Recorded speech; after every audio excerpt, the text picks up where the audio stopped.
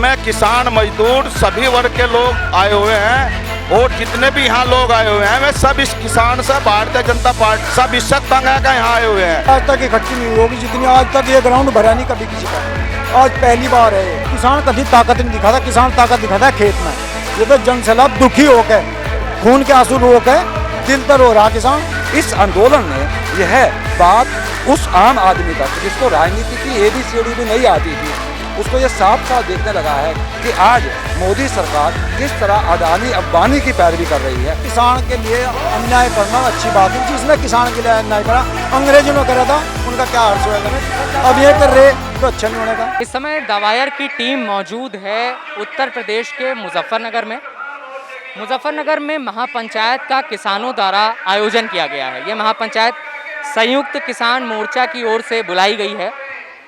इस महापंचायत में लोग कितने आए हैं ये एक बड़ा सवाल था। तो आप मेरे पीछे देख सकते हैं कि कितनी भारी संख्या में यहाँ पर लोग मौजूद हैं और लगातार लोग अभी आ रहे हैं। यहाँ पर लोग देश के तमाम राज्यों से आए हुए हैं, हरियाणा, पंजाब, उत्तर प्रदेश और देश के तमाम राज्यों से, मध्य प्रदेश और यहाँ तक कि यहाँ के किसान बता रहे हैं कि गोवा तक से यहाँ पर किसान आए हुए हैं। इस महापंचायत से किसान यही कहना चाहते हैं कि कृषि कानून जो 3 पास हुए हैं उन्हें वापस लिया जाए। जो मांग लगातार किसान दिल्ली के बॉर्डर से बीते 9 महीने से कर रहे हैं, वही मांग है कि MSP दी जाए, कृषि कानूनों को वापस लिया जाए। इस महापंचायत के उत्तर प्रदेश में आयोजित होने के कई सारे मायने हैं। सरकार लगातार ये कह रही थी कि मुट्ठी भर किसान हैं जो इन कृषि कानूनों का विरोध कर रहे हैं और वो किसान भी पंजाब और हरियाणा के हैं। लेकिन जब ये महापंचायत उत्तर प्रदेश में आयोजित होती है और वहाँ पर इतने भारी संख्या में किसान आते हैं तो इस सवाल का जवाब कहीं ना कहीं किसान अपनी तरफ से देते हुए दिखाई देते हैं। अब ये कानून अभी भी सरकार अडिग है, किसान भी अपनी बात पे टिके हुए हैं कि कृषि कानूनों को वापस लिया जाए। अब देखना ये होगा कि क्या इन कानूनों को वापस लिया जाता है या नहीं। हम यहाँ पर आए किसानों से बात करेंगे और ये जानने की कोशिश करेंगे कि आखिर इस महापंचायत में आने का उनका क्या मकसद है और वो सरकार से क्या कहना चाहते हैं। पूरे भारत में आंदोलन है, बिहार में, बंगाल में, मध्य प्रदेश में, राजस्थान में, उड़ीसा में, सब जगह का किसान है। पूरे भारत का किसान आया हुआ है और किसान त्रस्त होकर इकट्ठा हुआ। भाजपा सरकार की कोई बुराई नहीं थी। अगर ये 3 काले कानून न लाती तो सरकार 10 साल बराबर चलती। किसान मजदूर नौजवान बेरोजगार हो गया, कुछ तो कोरोना की मार से बेरोजगार हो गया। कुछ किसानों के लिए 14 दिन में पेमेंट के लिए कहा था, 14 दिन में पेमेंट न देकर बताओ। छोटे छोटे किसान हैं, गन्ना मिल में चला गया, पैसा है नहीं तो करे तो क्या, किसान सड़कों पर होगा, उसके और अलावा कोई रास्ता नहीं है। या पूरे भारतवर्ष के किसान इसमें आ रहे, बहुत दूर दूर से, पंजाब, हरियाणा, राजस्थान, बिहार, मध्य प्रदेश, कर्नाटका, हिमाचल प्रदेश, उत्तर प्रदेश, गोवा तक का किसान इसमें सम्मिलित है। और यह किसान मजदूर जो महापंचायत है, यह जो मोदी सरकार है, जो पूंजीपतियों की सरकार है, जिसे कंपनी चला रही है, जिस सरकार को आज यह संदेश दे देगी कि जिस प्रदेश में भी भारतीय जनता पार्टी की सरकार है और इस देश में भी जो भारतीय जनता पार्टी की सरकार है, आज जो जन सैलाब यहाँ पर उमड़ा हुआ है, ये जन सैलाब ये संदेश दे रहा है कि हर राज्य से इस देश से भारतीय जनता पार्टी सदा के लिए विदा हो जाएगी। सरकार 2022 में कह रही थी किसानों की आय दोगुनी हो जाएगी। बहुत प्रचार हुआ, खूब विज्ञापन छपे, खूब सारी चीज़ें हुई। आपकी आय दोगुनी हो गई? जी कुछ नहीं हुआ, कुछ नहीं हुआ, सब ऐसे ही है और परेशानी आ रही है, सब झूठ बोला जा रहा है। सरकार का एक और दावा है कि मुट्ठी भर किसान है जिन्हें कृषि कानून से समस्या है।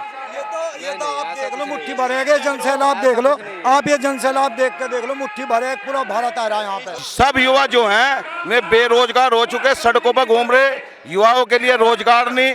गरीब मजदूर पिस गया बिल्कुल। गैस का सिलेंडर 950 का, बिजली का बिल इतना महंगा होगा कि पूरे भारत में इतना महंगा बिजली कहीं नहीं है। वही बिजली का बिल करोड़पति आदमी दे रहा है उत्तर प्रदेश में। वही बिजली का बिल एक फट्टे का मजदूर जो 300 रुपये की मजदूरी कराया तड़के से सान लो, उस पर भी वही चार्ज लग हुआ है। तो मजदूरों की भी, किसानों की भी सरकार ने कमर तोड़ दी बुरी तरीके से। तो बहुत सारे लोग इस महापंचायत को प्रदेश चुनाव से जोड़ करके भी देख रहे हैं। क्या आपको ऐसा लगता है कि इस महापंचायत का असर और इसमें इतने ज़्यादा किसान आने का असर प्रदेश के चुनाव पर पड़ेगा? पूरा पड़ेगा, और क्यों नहीं पड़ेगा। पूरा असर पड़ेगा, इससे ज़्यादा नहीं, इतना पड़ेगा कि भाजपा का नाम नहीं रहेगा कहीं भी।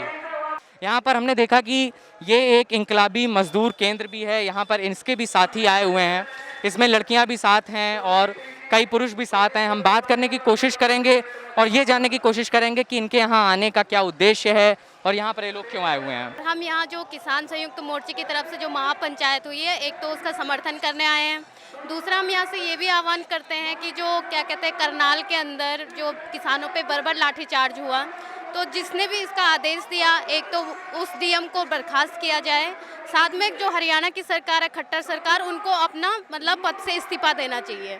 बाकी हम यहाँ से मतलब जो योगी मोदी की सरकार है उसको भी एक चैलेंज कर रहे हैं कि अगर जल्दी किसानों की मांगे नहीं मानी गई तो ये आग आज मतलब चिंगारी जो भड़की है ये बड़ी दावानल बन के बैठेगी और उनको गद्दी से उतरने पर मजबूर कर देगी। 10 महीने से किसान लगातार प्रदर्शन कर रहे हैं, उसके बाद इस महापंचायत का 10 महीने से प्रदर्शन हो रहा है, सरकार मांगे नहीं मान रही है, उसके बाद इस तरीके की महापंचायत में इतने सारे लोगों के आने का क्या प्रभाव पड़ सकता है, क्या लगता है, इसका क्या महत्व है? देखिए, जब जनता अपने अधिकारों के लिए लड़ती है तो वो धीरे धीरे एकजुट होती है। वैसे ही जो किसान आंदोलन पूरे 9 महीने पूरे होकर 10वां महीना चल रहा है, तो किसानों की मजदूरों की जो एकता है वो दिखाना चाह रही है कि ये कितनी निकम्बी सरकारें सत्ता में बैठी हुई हैं, जो चंद भर मुट्ठी लोगों की बातें सुन के उनके हित में कानून बना के और मजदूर किसानों के हित में कानून बने हैं। और इनका जब तक विरोध नहीं होगा मजदूर किसान तब तक लड़ता रहेगा और एक ना एक दिन सरकारों को झुकना पड़ेगा। किसानों का आंदोलन मुख्य रूप से कहा जा रहा है, आप एक युवा हैं, महिला हैं, आप इसे किस नज़रिए से देखती हैं, आप इस कानून को किस नज़रिए से देखती हैं, आप इसमें अपनी भूमिका को किस तरह से देखती हैं? दरअसल ये जो किसान आंदोलन है और जिस तरीके से सरकार लगातार किसान 9 महीने से बैठे हुए हैं, सरकार इसका दमन कर रही है और सुन नहीं रही है किसानों की। दरअसल किसान जो है वो सिर्फ मतलब खेती किसानी नहीं करता, बल्कि वो मजदूरों को भी पालता है, स्टूडेंट को भी पालता है, हम सब लोगों की देखरेख करता है। तो अगर इस तरीके से देखा जाए तो सरकार को ये जो तीनों कृषि कानून है उसको रद्द करना चाहिए। सिर्फ यही नहीं बल्कि जो सरकार ने 40 श्रम कानूनों को बदल करके 4 कोडों में बदला है उनको भी ख़त्म करना चाहिए। तो हम इसके खिलाफ लड़ रहे हैं। सरकार तो यहाँ तक भी कह रही है कि पूरे जो तीनों कृषि कानून है वो किसानों के हित में है।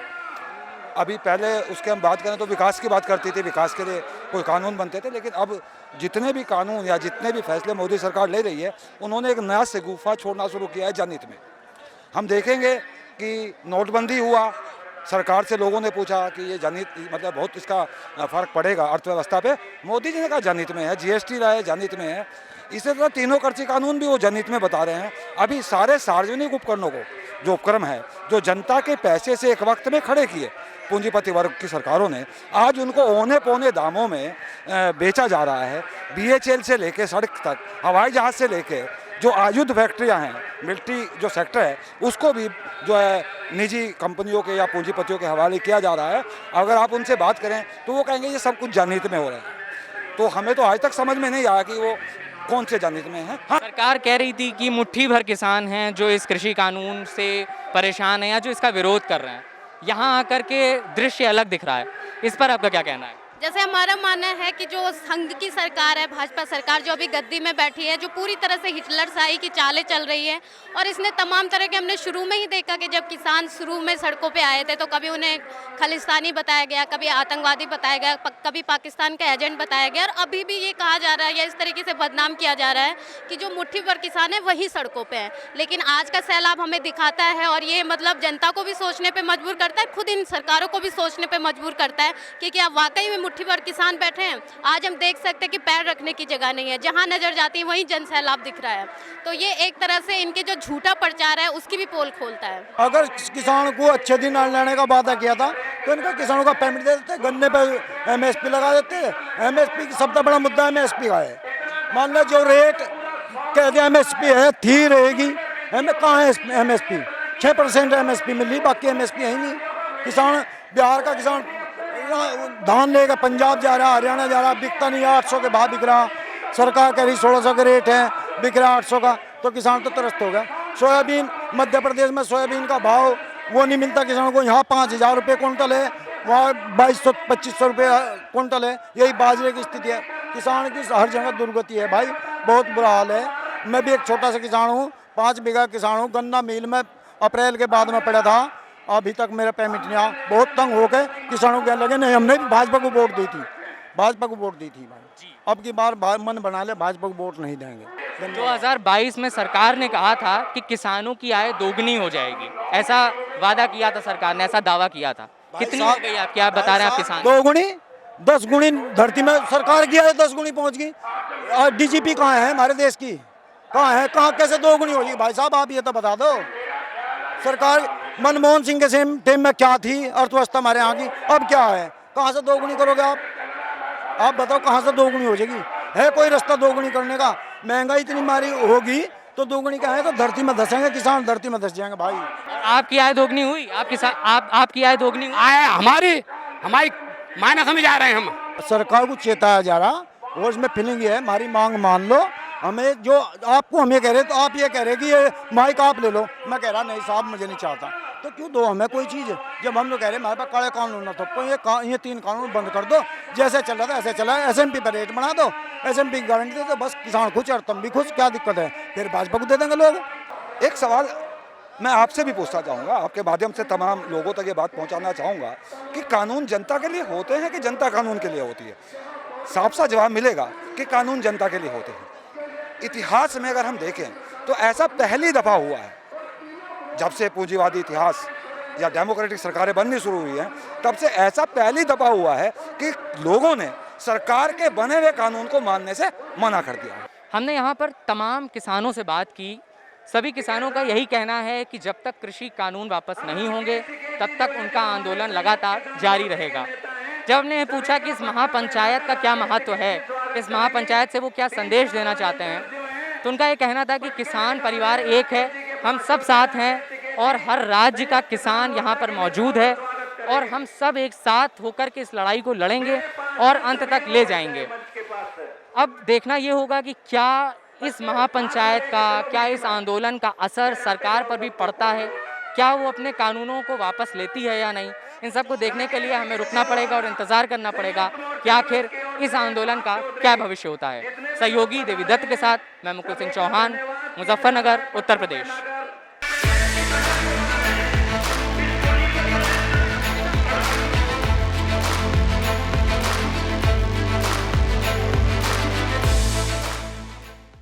द वायर के और वीडियोस देखने के लिए सब्सक्राइब करें और बेल आइकन पर क्लिक करें। स्वतंत्र पत्रकारिता की आर्थिक मदद करने के लिए डिस्क्रिप्शन में दिए गए लिंक पर जाएं और अपनी राशि चुनें।